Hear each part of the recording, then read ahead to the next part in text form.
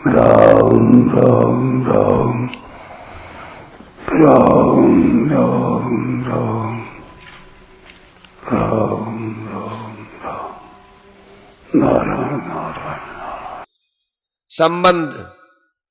अब संजय आगे के 4 श्लोकों में पूर्व श्लोकों का खुलासा करते हुए दूसरों के शंखनाद का वर्णन करते हैं। पांचजन्यम ऋषिकेशो देवदत्तम धनंजय पौंड्रम दद्मौ महाशंखम भीमकर्मा वृकोदर। अंतर्यामी भगवान श्री कृष्ण ने पांचजन्य नामक तथा धनंजय अर्जुन ने देवदत्त नामक शंख बजाया और भयानक कर्म करने वाले वृकोदर भीम ने पौंड्र नामक महाशंख बजाया। व्याख्या।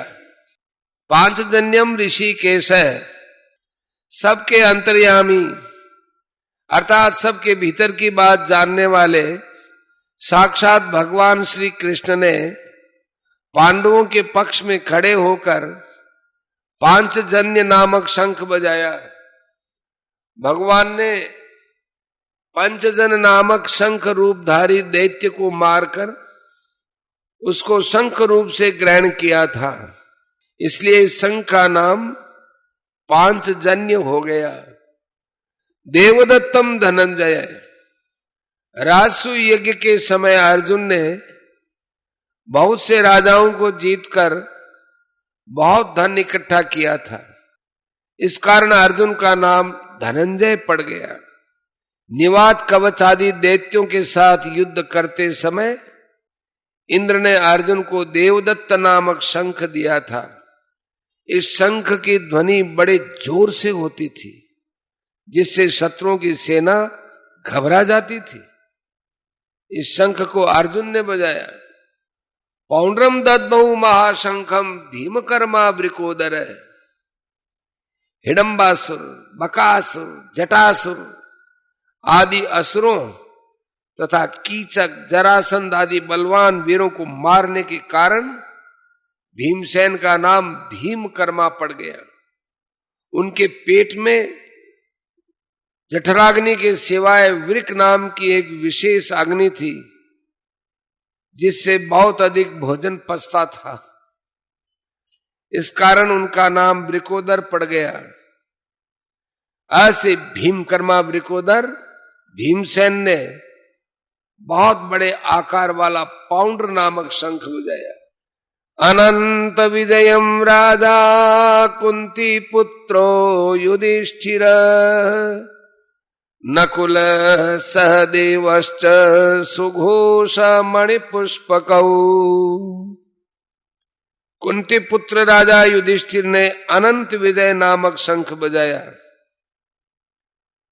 तथा नकुल और सहदेव ने सुघोष और मणिपुष्पक नामक शंख बजाए। व्याख्या। अनंत विजयम राजा कुंती पुत्रो युधिष्ठिर नकुल सहदेवश्च सुघोष मणिपुष्पकौ। अर्जुन, भीम और युधिष्ठिर ये तीनों कुंती के पुत्र थे तथा नकुल और सहदेव ये दोनों माद्री के पुत्र हैं। यह विभाग दिखाने के लिए या युधिष्ठिर के लिए कुंती पुत्र विशेषण दिया गया। युधिष्ठिर को राजा कहने का तात्पर्य है कि युधिष्ठिर जी वनवास के पहले अपने आधे राज्य इंद्रप्रस्थ के राजा ही तो थे और नियम के अनुसार 12 बरस वनवास और 1 वर्ष का अज्ञातवास के बाद वे राजा होने चाहिए थे। राजा विशेषण देकर संजय यह भी संकेत करना चाहते हैं कि आगे चलकर महाराज युधिष्ठिर ही संपूर्ण पृथ्वी मंडल के राजा होंगे। काश्यश्च परमेश्वासः शिखंडी च महारथ धृष्टद्युम्नो विराटश्च सात्यकिश्च पराजितः द्रुपदो द्रौपदेयाश्च सर्वशः पृथिवीपते सौभद्रश्च महाबाहु शंखान दद्मु पृथक पृथक।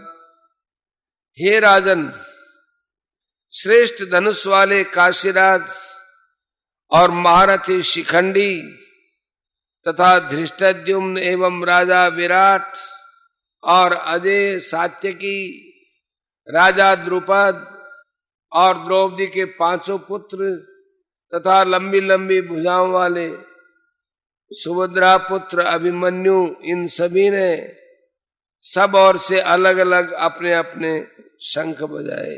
व्याख्या।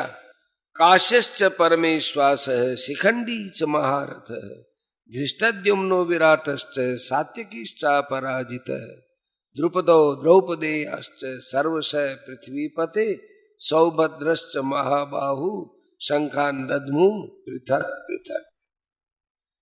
महारथी शिखंडी बहुत शूरवीर। पहले जन्म में स्त्री काशीराज की कन्या अंबा, और इस जन्म में भी राजा द्रुपद को पुत्री के रूप से प्राप्त हुआ था। आगे चलकर यही शिखंडी स्थूणाकरण नामक यक्ष से पुरुषत्व प्राप्त करके पुरुष बना। भीष्म जी इन सब बातों को जानते थे और शिखंडी को स्त्री ही समझते थे, इस कारण वे इस पर बाण नहीं चलाते थे। अर्जुन ने युद्ध के समय इसी को आगे करके भीष्म पर बाण चलाए और उनको रथ से नीचे गिरा दिया। अर्जुन का पुत्र अभिमन्यु बहुत शूरवीर था।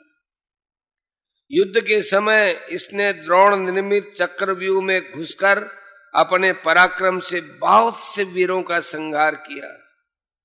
अंत में कौरव सेना के 6 मार्थियों ने इसको अन्याय पूर्वक घेर कर इस पर शस्त्र अस्त्र चलाए। दुशासन पुत्र के द्वारा सिर पर गदा का प्रहार होने से इसकी मृत्यु हो गई। संजय ने शंख वादन के वर्णन में कौरव सेना के शूरवीरों में से केवल भीष्म जी का ही नाम लिया और पांडव सेना के शूरवीरों में से भगवान कृष्ण, अर्जुन, भीम आदि 18 वीरों के नाम लिए। इससे ऐसा प्रतीत होता है कि संजय के मन में अधर्म के पक्ष का आदर नहीं है, इसलिए वे अधर्म का पक्ष का अधिक वर्णन करना उचित नहीं समझते थे। परंतु उनके मन में धर्म के पक्ष माने पांडव सेना का आदर होने से और भगवान श्री कृष्ण तथा पांडवों के प्रति आदर भाव होने से वे उनके पक्ष का ही अधिक वर्णन करना उचित समझते हैं और उनके पक्ष का वर्णन करने में ही उनको आनंद आ रहा है।